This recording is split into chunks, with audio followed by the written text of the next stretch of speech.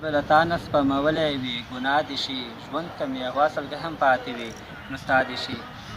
خدایه که تقدیر وي په تقدیر کې دې څه نه وایم خدایه که تقدیر وي په تقدیر کې دې څه نه وایم خدایه که په ډېرو دعاګانې وي زما دې شي د شاعرانو ډېرې خوږو مینوالو سلامونه احترامات مې قبول کړئ دا د ستاسو ورور سپین زریاد یم د خپل ګران یار خدمت پاچا صاحب سره حاضر شوي یو نوموړی ادبي بنډار مو په خوست ولایت ببرخان پارک کې لرو جوړ کړی دی همدغه بنډار دننی بنډار دی خوږ شاعر ځوان شاعر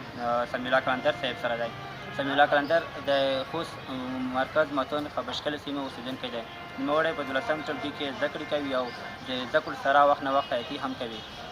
نوموړی په ځوانو شاعرانو کې بېل مقام او ځای لري د نوموړي شاعري په بیا بیا ویلو ارزي او انسان ته بېل کیف ورکوي نو موږ هم راغلي یو چې نوموړي سره ادبي بنډار ولرو نو انتظار کې مو نه پرېږدو راځئ بنډاره خوند واخلئ سلامونه قلندر صاحب وعلیکم سلام. زه هم په خپل وار سره د شاعرانو ډېرې خپرونې همکارانو او لیدونکو سلامونه وایم. خدای دې وکړي چې روغ جوړ وي او د صحت کلي یې پرته مننه قلندر صاحب خوښ یو چې مرکه کې دې لرو اوس موږ ستا یادوري پېژندګلوي ستا د شاعرانو ډېرې خوږو لیدونکو ته وکړه اوس وار ته درته کوم غزل کوم شعر لرې نو مهرباني مننه. غزل دی وایي زړه هی بدبخته وایه څنګه شو تاوان ونه شو زړه هی بدبخته وایه څنګه شو تاوان ونه شو د دیدن شرط مو په باران کې و باران ونه شو غاړه دې بنده په رښتیا ووایه ګل لاليه غاړه دې بنده په رښتیا ووایه ګل لاليه زما له تګ وروسته په تا زما ارمان ونه شو ګله خو نه کېده چې راغلم ستا خبرې نه وې ګله خو نه کېده چې راغلم ستا خبرې نه وې ګله په بنګ تصویر دې ښه عمره په زړان ونه شو یار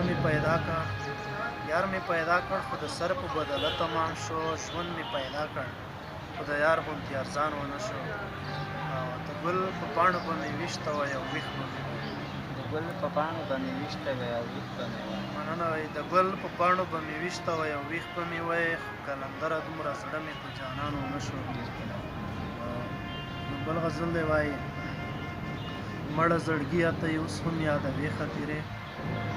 مړه زړګیه ته یې اوس هم یادوې خطیرې للې به وخت ته هېرې کړې وي خوږې خطیرې ژوندونه تېر مې کړې خو سم لکه د زهر غوندې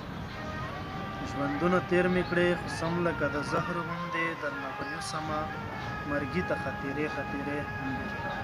یو دا چې تا پرېښودم بل مې د زړه زور به یو دا چې تا پرېښودم بل مې د زړه زور به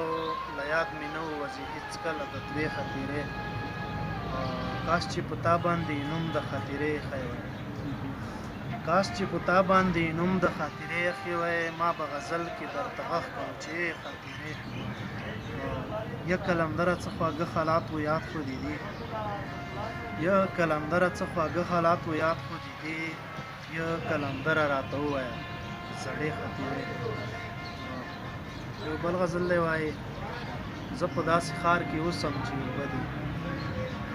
زه په داسې ښار کې اوسم چې اوبه دي دیوالونه یې چړې چړې باڼه دي یوې کونډې په دې ښار کې سوال کړو ویلې یوې کونډې په دې ښار کې سوال کړو ویلې لا تر اوسه مې د کار سړي واړه دي ته الله څه په هنر یې پیدا کړی ته الله څه په هنر یې پیدا کړی ستا دردونه لکه ته داسې خوږه دي دا مین چې غمجن فلم ګوري ژاړي دا مین چې غمجن فلم ګوري ژاړي دا مین په زړه نري لکه ویښته دي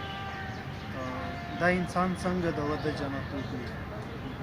دا انسان څنګه د وده جنت وکړي چې لاسونه یې زما په وینو سره دي قلندر زړه په اخلاص درته نیولی قلندر زړه په اخلاص درته نیولی تا لاسونه ورنیولي که نه زړه دي یو بل غزل دی وایي ستړی ژوندون نمجنې سترګې وینې اوښکې ستړی ستړی ژوندون یوه سړي پسې تېر کړ لکه مړی ژوندون خالي ګوګل ورپسې ګرځم او لاسونه مروړم خالي ګوګل ورپسې ګرځم او لاسونه مروړم د بېلتانه سیلی مې کومې خواته وړی ژوندون ژوند په دې وجه چې ځان وژل بلا ګناه ژونده په دې وجه چې ځان وژل بلها ګناه ده، خدای شته چې ما هم د همدې لپاره کړی ژوندون. ما ته الله راکړو په څوکو د اغزو لاليه، تا ته الله درکړ د ګل غوندې ځانګړی ژوندون. تپوس یې څه کوې د ژوند احوال یې څه لا اخلې، د قلندر دی په مثال لکه کودړی ژوندون. بس دی بس څه کوي بیا د نور غزلان مه اورو. اوس چون د مرکې ټیم چې کوم دی